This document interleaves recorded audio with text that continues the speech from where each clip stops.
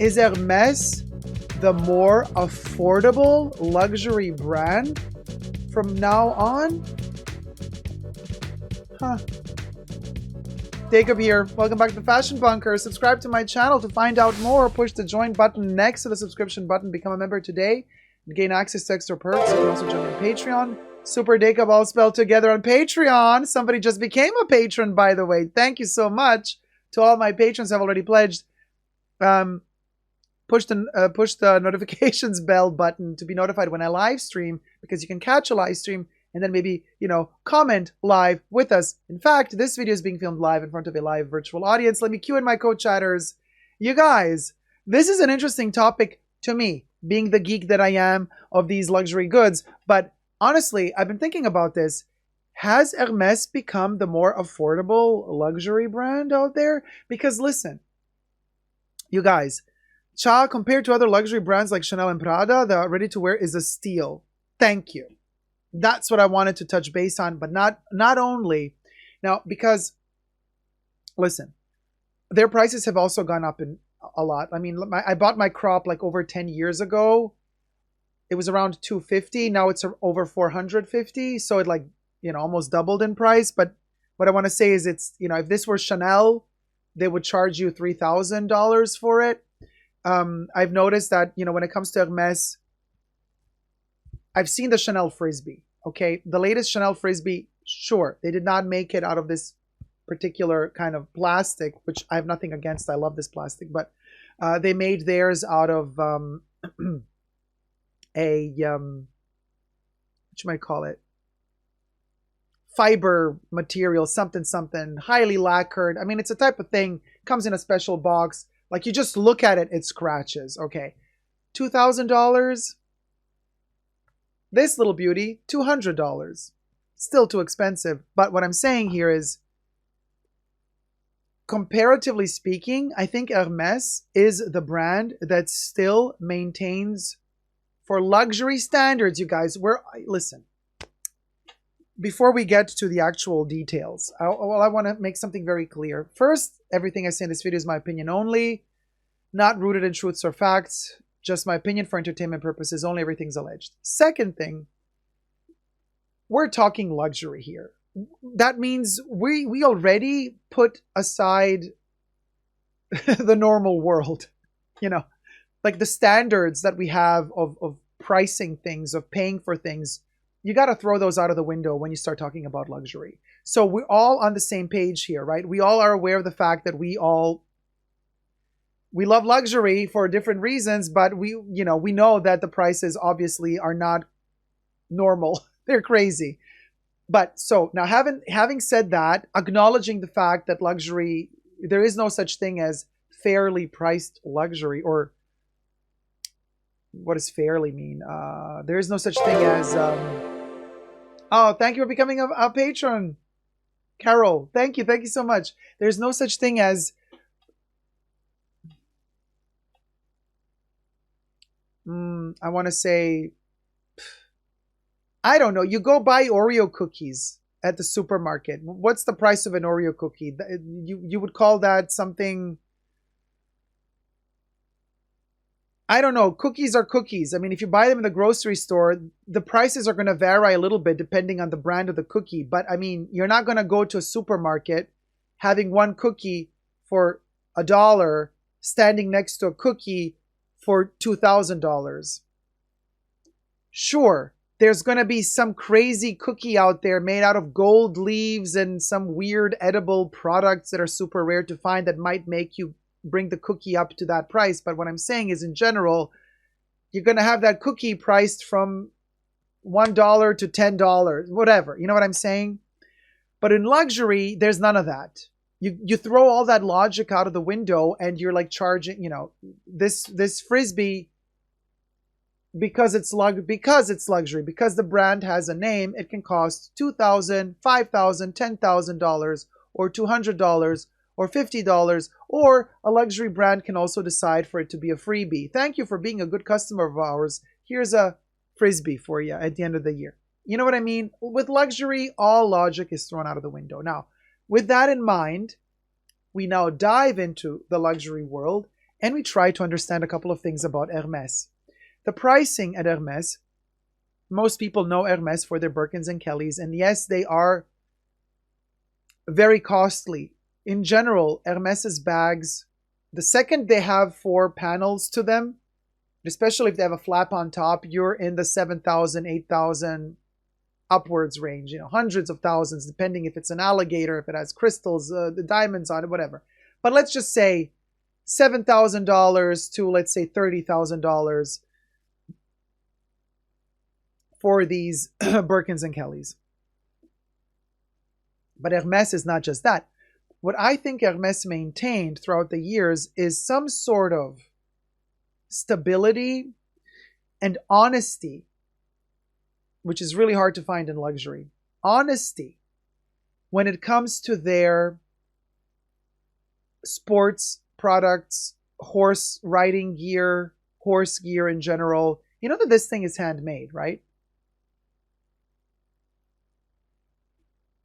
It's handmade. Yes, they do these stitches with the machine, but all of this twirling of these things is handmade. There's a video online that shows how they do it in their ateliers. The wood is made wet and then twirled by hand. Like, it's handmade. So they could charge you $2,000 for it. They don't. Their shirts, which are really beautiful, they can charge you $3,000 for it. They don't. They charge like $500 to $1,000, depending on if it's silk, if it's cotton, does it have a very complicated cut, or is it a simple, straightforward cut? But I feel like Hermes is really the more affordable of the luxury brands if you are not only into Hermes for their Birkin and Kelly and Constance, bags. If you're into Hermes really for the ride, for the journey, baby, but not that journey, for the journey, having fun, enjoying those pieces. I bought a bucket hat at Hermes a couple of weeks ago, or was it a month ago now? I just wore it today. Love it to bits.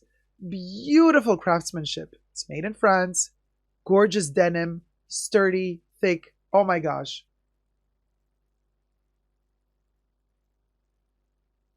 And I didn't. How much did I pay for it? I forgot. $350? Is it a lot? Yes. You know how much a Chanel bucket hat is? $2,000. Is it better than the Hermes one? No, it's actually poorly made, poorly constructed. The materials are a bit lush. So, lush in a negative context. So what are we talking about here? Hermes is more affordable than Chanel on so many levels. On so many levels. And especially now, also with the timeless classic bags, the $10,000 you need for a maxi, I think it's not even more than $10,000. For $10,000, you can get a Kelly. You can get a Birkin. But the quality is much better. I have not had one single piece of Hermes, and I'm slowly getting into it, buying more and more of it, that was bad. I have not had one single piece that was poorly constructed. I have not had one single piece, whether it be leather, wood, plastic, cotton, denim, paper, metallics. All the materials that I've purchased thus far from them have been impeccable quality. Impeccable quality. Nothing to complain about. Nothing. Absolutely nothing. And the price is literally a fraction of the price that Chanel charges for faulty goods.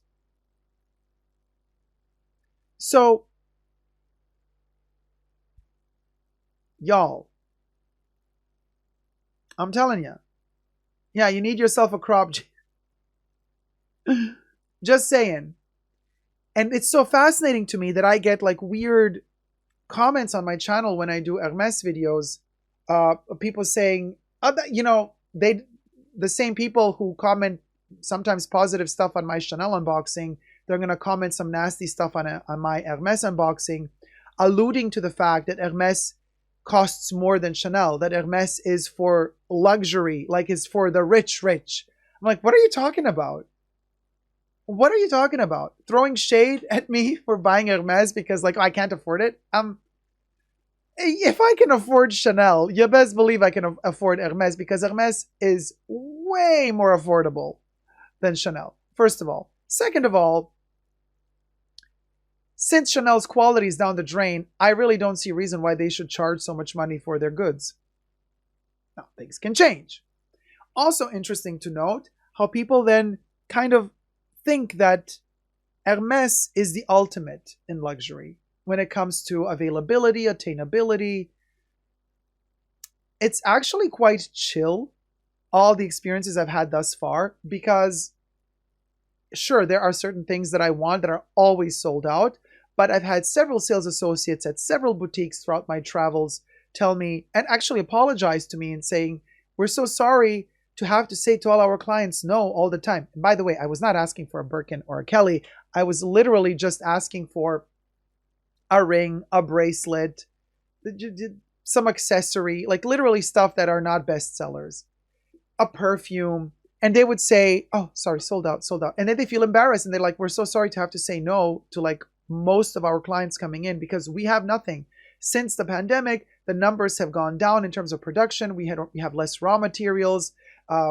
Everything is slowed down, but people are buying more than they did in the past. Now, when Chanel noticed that people started buying more, Chanel did the greedy hand rub and said, oh, people are buying more. Let's up the prices.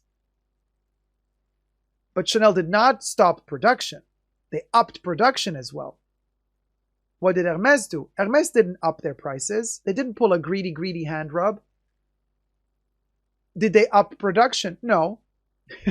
They kept it steady. Slow and steady wins the race. More and more people wanted to buy it, but there was not enough material. There was not enough product to go around. But the prices didn't skyrocket. I find that much more honest than what Chanel did. Now, to address another point, some people also throw shade at me saying like, you threw shade at people consuming Hermes in the past and now you're buying Hermes. I did not throw shade at people consuming Hermes. I threw shade at the game that people play to get a Birkin, Kelly, Constance. That's what I did. That's the shade. I don't like when they play games. I don't like the artificial non-availability of certain products. But then you realize the game is slightly different, depending on where you purchase. Certain countries have certain rules. Australia, I've been to Australia, very difficult. You gotta play games like you never thought you needed to play. Terrible system. There, you start really disliking Hermes. You go to America, a bit tricky. They gotta like you. You don't need to spend a lot of money, but if the sales associate likes you, if you're sympathetic to each other, you're gonna get whatever you want. That's America. You suck up, sister suck up, gets the bag.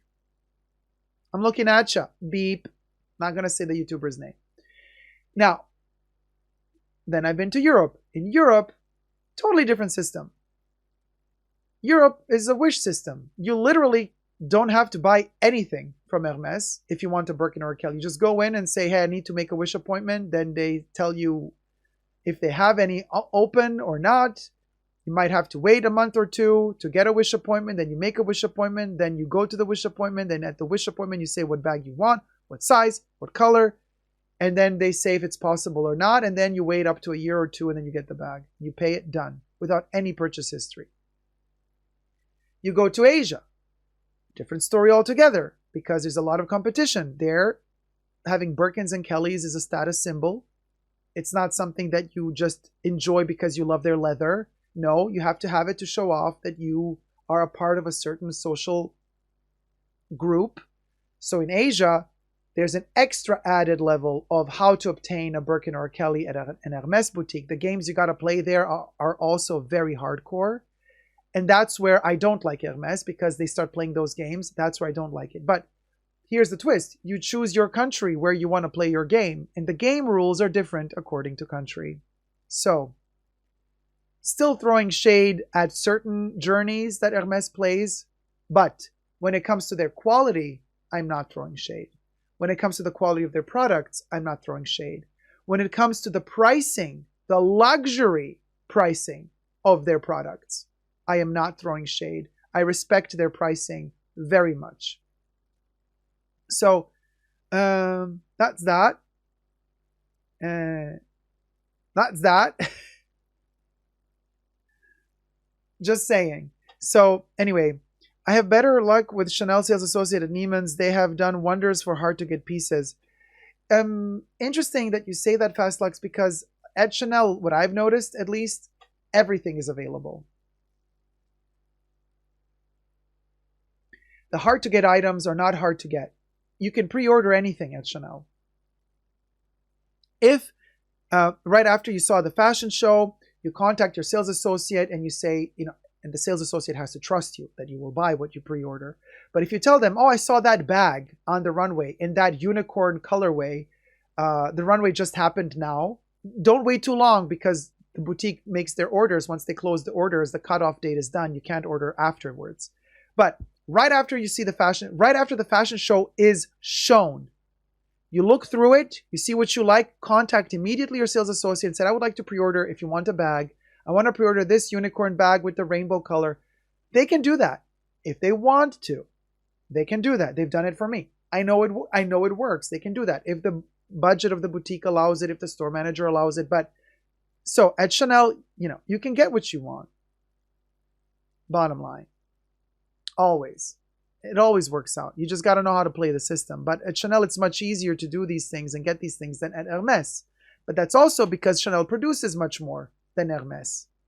But then Hermes has much better quality because they don't overproduce. So they pay more attention to quality control, to the quality of their leathers. And they don't charge you 20, 30 times more just because there's more demand, like Chanel does. They don't do that. So I find that very fair, all things considered, in this crazy world we live in, where luxury is this crazy thing where there's no limit to the price stop of the price tag. Within that world where there's no limit to a price tag, I still feel like Hermes is being honest. Should a Birkin cost less? Yes, I do believe they're overpriced. But other things that they sell, I don't think are overpriced. In the overall scheme of things, knowing how many quantities they produce, how good their quality is, and what the turnover is ultimately. So I do believe that Hermes is one of the fairest of luxury brands when it comes to pricing versus quality. Who'd have known? Who'd have known, right? We're talking high-end luxury. Okay, high-end luxury. What is high-end luxury? Hermes, Chanel, Louis Vuitton, Dior. Like, those are the four brands that are really, really up there. Other luxury brands are underneath, Yves Saint Laurent is kind of Gucci, Yves Saint Laurent, Versace, Armani, Balenciaga, Balmain. They're kind of that luxury level right underneath the top tier luxury level. I mean, it is that it is like, that it is what it is, you guys. People are going to debate, no, that's not true. They're all on the same level. They're not. You got your top tier, which is Hermes, Chanel, Dior, Louis. Louis is debatable. I still think for travel accessories, Louis is hyper luxury. It's really up there. But, Fendi is getting super pricey, Winnie. But Fendi is still on the level of, Versace, Balenciaga, Yves Saint Laurent. Fendi doesn't play in that league. Hermes, Chanel, Dior. It just doesn't,